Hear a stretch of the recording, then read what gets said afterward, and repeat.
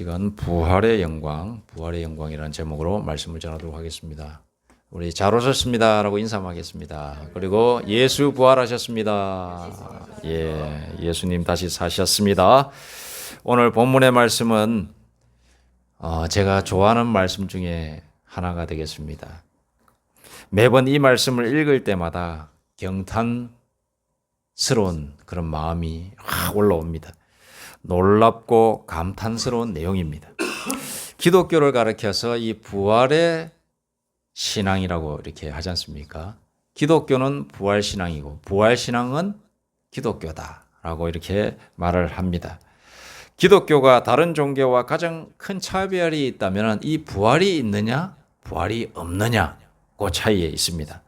부활 종교는 기독교요. 그래서 기독교는 부활 종교가 되겠습니다. 지금까지 기독교 역사에서 수많은 순교의 기록이 있습니다. 순교자들은 왜 죽었는가? 그들은 왜 죽으면서까지 이 귀한 신앙을 지키면서 살았던가? 그리고 죽어갔던가? 가만히 우리가 그들의 신앙을 보면은 그들의 가슴 속에 부활 신앙이 살아 숨쉬었기 때문에 그렇습니다. 나는 비록 육신은 죽지만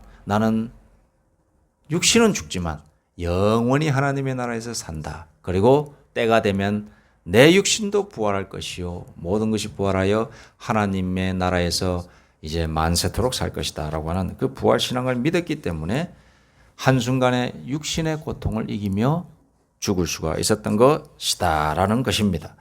로마의 콜로세움은 각종 체육 경기가 이루어졌던 로마의 경기장이었습니다. 그런데 이 경기장 그 규모가 긴 쪽으로는 188m, 짧은 쪽으로는 155m, 둘레 길이를 쭉 쟀더니 527m였습니다. 높이가 48m, 층으로 나눠져 있는데 4층으로 이렇게 나눠져 있습니다. 그리고 지하도 2층으로 되어 있다고 합니다. 이것이 언제 지어졌느냐? 플라비우스 왕조인 베스파시아누스 황제라고 하는 사람이 있습니다. 이 사람이 착공을 해가지고 약 100년 뒤인 주후 80년경 티투스 황제 때에 완성이 되었다라고 이렇게 말을 하고 있습니다. 근데 이 경기장 원래는 체육 경기장으로 마차들 있죠. 전차들 그 원형 둘레를 확 달리면서 그러니까 쉽게 말해서 요즘으로 말하면 경마 같이 경기를 하는 그런 용도로서 만들었는데 이 경기장을 어떤 다른 용도로 쓰게 됐느냐? 예수 믿는 사람들을 죽이는 장소로 쓰여지기도 했다라는 비극적인 역사적 사실이 되어 있습니다. 이곳 콜로세움에서 예수 믿는 사람들이 많이 희생당했습니다. 글래디에이터라고 하는 검투사들에 의해서 희생양이 되었습니다. 그리고 맹수들에 의해서 먹이로 던져졌습니다. 그 모습을 보고 거기에 가득 차면 약 3만에서 4만 명가량의 시민들이 들어갈 수가 있었다고 합니다. 그래서 그 3, 4만 명의 시민들이 다 그걸 지켜보면서 환호하는 거죠. 그야말로 육의 극치입니다. 육적 욕망의 극치. 다른 사람의 고통을 당하는 걸 보면서 희열을 느끼는. 그 얼마나 그 악한 심성입니까? 사람들이 죽어가는 거, 사람들이 칼에 찔리는 걸 보면서 희열을 느끼는. 그런 못된 심성이 어디 있습니까? 로마가 나중에 멸망하게 되는데 바로 이때의 죄악이 쌓여가지고 멸망한 것이 아닌가 싶을 정도로 그야말로 타락의 극치인 것입니다. 어찌되었든 그곳에 희생당했던 예수 믿는 사람들이 많이 있었는데 요거는 그때 그 당시에 있었던 이야기 중에 하나입니다. 한 번은 그리스도인들이 맹수에 의한 죽음의 그런 이제 처지가 된 겁니다. 수십 명의 그리스도인들이 군데군데 이렇게 배치가 됐죠. 잘 보이도록 어떻게 잡아 뜯겨서 먹는가를 다 보여주기 위해서 군데군데 잘 배치했습니다. 거기에 또 그날도 3, 4만 명의 군중들이 모여가지고 오늘은 어떤 피해 잔치가 이루어질까 하고 기대하면서 지켜보고 있는 거죠. 함성을 빨리 맹수를 풀어라 이렇게 하고 있는 겁니다. 그런데 1차적으로 더 많은 그리스도인들이 모였을 때 1차적으로 회유를 합니다. 지금도 늦지 않았다. 예수 그리스도를 믿지 않는다. 그리고 예수를 욕해라. 그러면 살려주겠다. 1차적으로 말을 했을 때에 수십 수백 명의 그리스도인들이 배교를 한 겁니다. 그러고 나갔습니다. 2차적으로 회유하고 또 나갔어요. 진짜로 이제 맹수를 보여주면서 진짜 마지막이다. 예수를 부인하지 아니하면 너희는 이 맹수의 굶주린 맹수의 먹잇감이 될 것이다 라고 이야기하는 겁니다. 그럴 때에 마지막까지 자기들은 부인하지 않고 남았던 수십 명의 사람들이 이제 군데군데 배치가 되어 있는 거예요. 그 속에 한 군데에 배치해 있는 어머니와 그 자녀가 있었는데 어머니가 그렇게 이야기하는 겁니다. 떨고 있는 아들을 향하여 이렇게 이야기합니다. 얘야 이제 저 사자가 와서 우리의 몸을 물어 뜯을 것인데 조금만 참자. 고통은 잠깐이다. 이 죽음이 끝나고 나면은 우리는 영원한 하나님의 나라에 살 거야. 그리고 우리가 비록 우리가 목숨이 끊어지지만 이 목숨이 끊어지는 것은 완전한 끊어짐이 아니라 한순간에 불과해. 이렇게 이야기하면서 우리는 또 하나님의 나라에서 부활할 거야. 이렇게 말을 하면서 죽어갔다라고 하는 그런 얘기가 지금도 내려오고 있는 겁니다. 그 사람들이 그렇게 해서 죽을 수 있었던 것은 어떤 믿음, 어떤 신앙이 있었느냐 하면 바로 부활 신앙이 있었기 때문에 가능했던 것입니다. 오늘 말씀해 보니까 이렇게 나오지요. 만일 그리스도 안에서 우리가 바라는 것이 다만 이 세상의 삶뿐이면 모든 사람 가운데 우리가 더욱 불쌍한 자니라. 부활 신앙이 없는 기독교면은 그거는 정말로 이 세상의 삶뿐이라는 그런 삶을 비추어 봤을 때에 참 어리석은 믿음에 불과한 것입니다. 왜 그렇게 죽을 이유가 없는 거예요. 이 세상이 끝이면은. 그런데 이 귀한 우리가 죽고 나면은 하나님의 영원한 나라와 또 우리의 모든 다시 새로워지는 새로움의 비결인 이 부활의 신앙이 있기 때문에 우리가 이 땅에서 비록 처참하게 죽을지언정 소망이 있고 희망이 생기게 되는 것입니다. 그러므로 기독교 안에서 부활 신앙이 없으면 아무것도 아닌 종교가 되어버리게 되는 것입니다. 그리스도인에게 있어서 이 부활은 좀 더 나아가서 어떤 깊은 의미가 있을까? 그것은 바로 우리 부활의 신앙은 영원한 기쁨의 원천이 되는 것입니다. 영원한 기쁨의 원천입니다. 우리가 이 부활 신앙을 통하여서 우리는 하나님 안에서 영원토록 살 수 있다라고 하는 소망이 흘러넘치게 되는 겁니다. 우리에게 이 기쁨, 이것은 진정 세상이 줄 수 없는 기쁨입니다. 이 부활의 기쁨, 부활의 의미 속에 담겨 있는 깊은 의미는 이 삶의 참된 기쁨을 받아 누릴 수 있게끔 해주는 그런 믿음입니다. 부활 신앙이 있기 때문에 우리는 이 세상 속에서 힘들어도 그 힘든 걸 힘든 것처럼 여기지 않고 기쁘면서 살 수 있는 원동력이 되는 것입니다. 부활 신앙이 있기 때문에 우리의 고난이 찾아왔을 때에 그 고난도 고난으로 생각하지 않고 이제 내가 한 단계 뛰어넘을 하나의 장애물에 불과하다. 이렇게 승화시킬 수가 있는 것입니다. 우리가 부활의 그런 영광, 부활의 믿음이 있기 때문에 질병이 오고 고통이 온다 할지라도 그거 조금만 넘어가면 새로운 세계, 새로운 길이 열릴 것이라고 하는 소망으로 우리가 살아가기 때문에 그거 자체가 곧 기쁨이 되는 겁니다. 제가 군대에 있을 때에 이제 여러분 우리 집사님도 이제 군생활 해보셔서 아시겠지만 군생활 하면서 참 하루하루가 괴롭습니다. 괴로운데 저 같은 경우에는 하루하루가 그 괴로운 그 군생활이 이상하게 하루하루가 기쁘더라고요. 왜냐?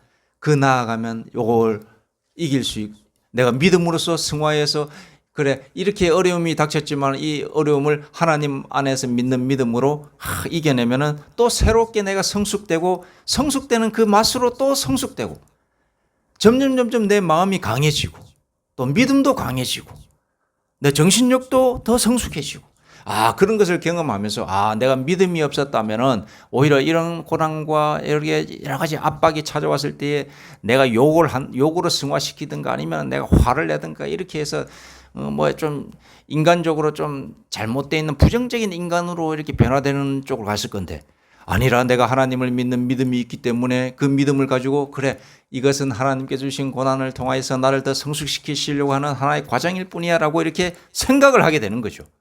그렇게 해서 내가 더욱더 좋은 사람으로 변화돼 가고 그리고 똑같은 고난이 왔을 때 내가 이거 좀 괜찮지. 금방 넘길 수 있지. 이렇게 하면서 승화시킬 수 있으면서 그렇게 승화시키는 삶 속에서 기쁨이 찾아오더라고요.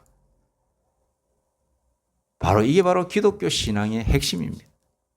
부활 신앙 안에서 승리하면서 살아가는 하루하루의 삶 속에서 기쁨이 연속이 되는 거예요. 여러분, 부활 신앙이 있을 때에 우리 안에 삶의 기쁨이 흘러넘치게 되는 줄로 믿으시기 바랍니다. 두 번째로 그리스도인에게 부활의 의미는 죄의 완전한 해결을 의미하는 것입니다. 자, 여기 보면은 그리스도께서 다시 살아나신 일이 없으면 너희의 믿음도 헛되고 너희가 여전히 죄 가운데 있을 것이요 라고 했습니다. 우리 예수님께서 이 땅에 오신 이유가 무엇이냐면 모든 사람의 죄를 대속하셔서 대신 짊어지시고 대신 사하신 것입니다. 그래서 그 나의 죄를 대신해서 죽으신 이 예수를 내가 믿으면 내 죄까지 사함받는 거예요. 믿는 것으로서 나의 죄가 사함받는 거예요. 그리고 이 예수님께서 죄에 대해서 죽으셨어요. 십자가에서 죽으셨어요. 죽으셨는데 그럼 죄가 이긴 거 아닙니까? 죄 때문에 죽으셨어요. 십자가에 죽으셨어요. 그러면 죄가 이긴 거예요. 죄의 권세가 예수님을 이긴 거예요. 죄로 인해서 예수님이 죽으셨기 때문에. 그런데 그 죄를 때문에 죽으신 예수님께서 사흘 만에 부활하신 거예요. 즉 죄를 짊어지시고 죽으시고 그 모든 것을 깨끗이 청산하시고 나서 다시 살아나셨다 이 말이에요. 그 말은 뭐냐? 죄는 사라지고 이제 깨끗한 의의 종이신 예수 그리스도께서 다시 살아나신 거니까 그 예수를 믿는다면은 나의 죄도 사함받고 다시 예수님께서 부활하신 것처럼 나는 새로운 사람이 된다는 거예요. 고린도후서 5장 17절에 그런즉 누구든지 그리스도 안에 있으면 새로운 피조물이라 이전 것은 지나갔으니 너희는 새 것이 되었도다라고 이렇게 말씀하시는 이유가 뭐냐? 바로 이런 부활 때문에 그렇게 말을 하는 겁니다. 너희가 죄로 인하여서 죽었다. 그러나 예수를 믿으면 예수님께서 사흘 만에 부활하신 것처럼 너희도 예수를 믿고 있기 때문에 너희도 죄로 인하여 죽고 나서 다시 새로운 사람이 된다. 새 것이 되었도다. 이렇게 말씀하시는 것입니다. 그리스도인에게 부활의 의미는 죄의 완전한 해결을 의미하는 겁니다. 마지막 세 번째로 그리스도인에게 부활은 믿음의 완성입니다. 믿음의 완성. 우리가 하나님을 믿는다라고 할 때에 믿음이 그냥 하나님 자체 존재를 믿는 것에서 이렇게 딱 그칠 수가 있습니다만은 믿음의 완성은 무엇인가? 바로 이 십자가와 사흘 만에 돌아가시고 사흘 만에 부활하신 예수님을 믿는 이 구원의 사이클이 완성되는 것이 부활이거든요. 그래서 그 전체를 우리가 보면서 부활이 곧 믿음의 종점, 믿음의 완성이기 때문에 그렇다. 이 말씀입니다. 부활이 없으면 우리의 믿음은 절반에 불과합니다. 십자가만 믿으면 여기 있는 십자가는 고난을 의미하고 우리의 죄 사함만을 의미하는 겁니다. 그러나 그 사흘 만에 부활하신 것은 모든 것을 이제는 깨끗이 청산하셨다. 너희에게는 죄가 없다. 죄의 삭은 사망이라고 했는데 그래서 하나님 안에서 심판받고 두 번째 형벌인 지옥으로 갈 수밖에 없는데 그거 이제 너가 나의 보낸 자 예수 그리스도를 믿으면 그가 부활한 것처럼 그 부활 신앙까지 믿으면 너는 이제 나의 완벽한 자녀가 된다. 그 믿음으로 말미암아 너는 구원의 영광을 받는다. 영원한 생명 하나님의 나라에 입적하게 된다. 들어가는 완벽한 티켓을 얻는다. 이 부활까지 믿는다면. 그래서 부활이 곧 믿음의 완성이다. 이 말씀입니다. 여러분 이 부활 신앙을 꼭 믿으시기 바랍니다. 여러분 우리에게 부활이 없으면 우리의 믿음은 19절 말씀에 나오듯이 헛것이 됩니다. 헛것이. 이 세상의 삶이 삶뿐이라면 우리의 믿음은 정말로 어리석은 믿음입니다. 우리가 돈을 위해서 살지 않습니다. 돈이 필요하지만은 돈만을 위해 살지 않습니다. 성공 필요하지만 성공만을 위해서 살지 않습니다. 이 세상에서 높은 자리에 올라가는 명예가 필요합니다만은 그 명예가 전부가 아니라는 것을 또 알고 있습니다. 왜냐? 우리가 하나님의 세계를 알고 있기 때문에. 그래서 그것이 전부가 아닌 것을 알기 때문에 우리는 그것에 집착하지 않는 것입니다.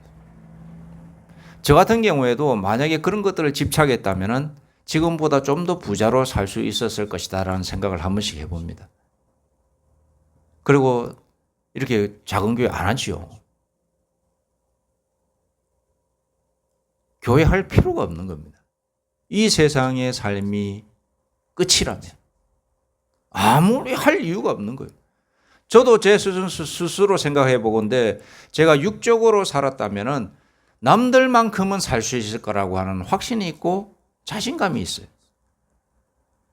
타고난 부지런함도 있고 그리고 머리가 뭐 아주 똑똑한 사람은 아니지만 그래도 먹고 살 만한 머리도 있고 뭐 어쨌든 뭐 그렇습니다만은 이 세상의 삶이 끝이 아니라고 하는 것을 알기 때문에 하나님의 영광을 위해서 내 시간을 투자하고 또 내 노력을 투자하고 그렇게 할 수가 있는 것입니다.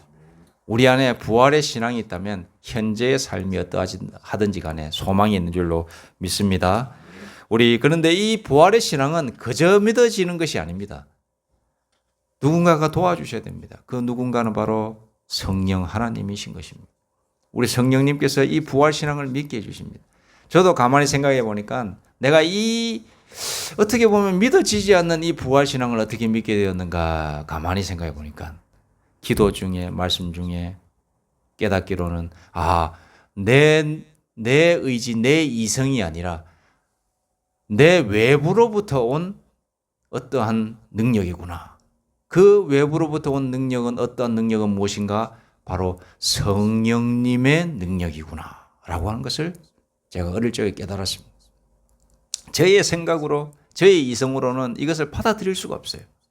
그러나 하나님 나의 외부로부터 오는 그 힘에 의해서 내가 이 믿음이 생기는 것. 결코 내 생각이 아니다. 이 부활신앙 십자가의 고난도 이해할 수 없는데 나아가서 부활신앙은 도저히 이해할 수가 없다. 십자가까지는 어느 정도 이성적으로는 이치적으로 이성적으로 곰곰이 생각해 보면 받아들일 수 있어요. 그러나 3일 만에 부활하신 부활신앙까지는 받아들이기가 힘들어져요. 어떤 불교 스님이 성경을 읽는데 그분이 그렇게 이야기했다는 거 아니겠습니까? 그 성철 스님인가? 그분이 이야기하셨는데 한때 이제 기독교에 대해서 이야기를 하면서 이야기한 겁니다. 자기도 하도 교회에서 뭐 구원 영생 그러니까는 궁금해가지고 성경을 읽었다는 거예요. 그리고 목사들 몇 명 알아가지고 목사 한 명 대화를 했다는 거예요. 그런데 십자가까지는 이해가 되는데 부활은 내가 못 믿겠더라. 그래서 내가 스님이 됐어요. 이러면서 그렇게 얘기하시는 걸 내가 잠깐 들었는데 그렇습니다. 십자가까지는 어떻게 하면 믿을 수 있고 이해가 돼요. 그런데 부활은 이해가 안 되는 영역입니다. 그런데 우리는 믿고 있습니다. 이 부활을 어떻게 받아들이고 있느냐? 우리 외부로부터의 영향에 의해서 받는 거예요. 그 힘의 영향은 누구인가? 성령님의 영향이라는 거예요. 진짜 믿는 사람들, 진짜 믿음 있는 사람은 스스로 믿는 사람이 아닙니다. 하나님께서 내려주시는 힘에 의해서 믿는 사람입니다. 여러분, 그래서 우리가 이 귀한 신앙을 가지고 계시다면 나는 성령의 인침을 받은 자다라고 확신을 가지셔도 과언이 아닌 것입니다.